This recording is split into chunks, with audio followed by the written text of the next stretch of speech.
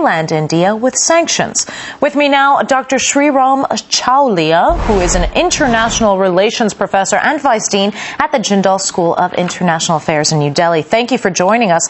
So, New Delhi has already made significant cuts, but Washington still wants more. What's in it for India by doing so?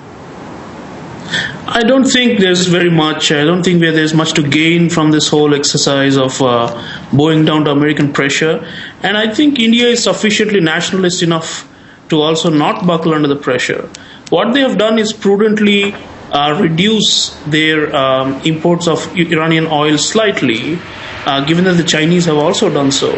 And it could very well be part of a bargaining tactic in order to reduce the prices. So I think it's a very hard-nosed economic strategic making being done in Delhi. I don't think they're giving in to American pressure. And this envoy who's saying that he's unhappy and that they're not too impressed, I mean, it doesn't go down well in India because, we have come to expect the United States to treat us as sovereign equals. If it's not happening and if they're talking down to us like this, I'm sure it's not being appreciated across the country. This visitor is not really welcome. I mean, of course, the government will receive him because he's a high-level envoy from the Obama administration. The point is that, he's not going to cut much ice here.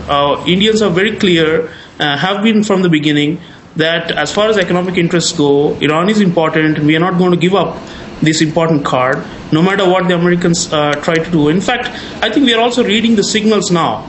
It's not that clear-cut that this pressure will go on. After the election of Francois Hollande in France, after the expansion of the Israeli cabinet with the inclusion of Kadima, which is a centrist party, and the 5+1 talks with Iran that are happening in Baghdad and the previous round in Istanbul, I think we will be watching this carefully and seeing signs for weakening of this so-called coalition that the Americans have tried to put up Dr. to isolate Iran. I'm so sorry to interrupt you, but I do want to ask you now, Washington does need a strategic partner to bridge its priorities in East Asia, but Iran is an irritant in ties between America and India. Do you think that the U.S. can afford to lose its key ally in the region if it pushes too hard with these sanctions? I've said this before, that they would not want to do that. I think what they're trying is to squeeze as much as possible out of this whole triangle, the Iran, India, United States triangle, as much as possible. But beyond, there is a limit to it. And the Indians know it. And as I said, we are also seeing signs that this whole game of trying to marginalize Iran is not going to work. That the political changes in France and in Israel of late are clear indications that I don't think in the long run, because even now the so-called sanctions sword that the American envoy is dangling at India is still 2 months away. And in 2 months, for all we know, I mean, Dianne Feinstein in the US is saying that a breakthrough might be possible in the 5+1 talks in Baghdad with Iran. So I think we are going to wait it out. The Indian position, clearly, the smart one would be to wait it out and to see. And I have a feeling that before the elections in the US, they're going to announce a big package to say that, the Iran issue has been resolved.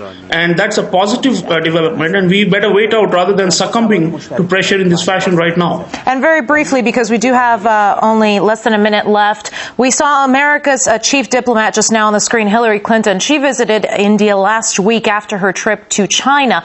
What does this say about the international role and the clout of the BRICS group of the fastest developing economies? They need to be here in this region. I think the Americans realize there's so much intra-BRIC trade going on, and the Americans certainly feel the need that they need to also try and get market access in this region. Mrs. Clinton came with a big, with a delegation of business officials and trade officials. And I think for them, they want to play this carefully because there was also an Iranian delegation at the same time in Delhi when Mrs. Clinton was here. And it was being shown as a kind of a juxtaposition. The point is that everybody wants a piece of India because it's a large market. It's 1.3 billion people. So be it Iran or be it the United States, we want to have good relations with everybody. And we don't like triangles in which we are being forced to make a choice on one side or the other. You are either with us or against us. I don't think it's going to work. I'm so sorry to interrupt you, but unfortunately we are running out of time. Thank you, Professor and Vice Dean at the Jindal School of International Affairs.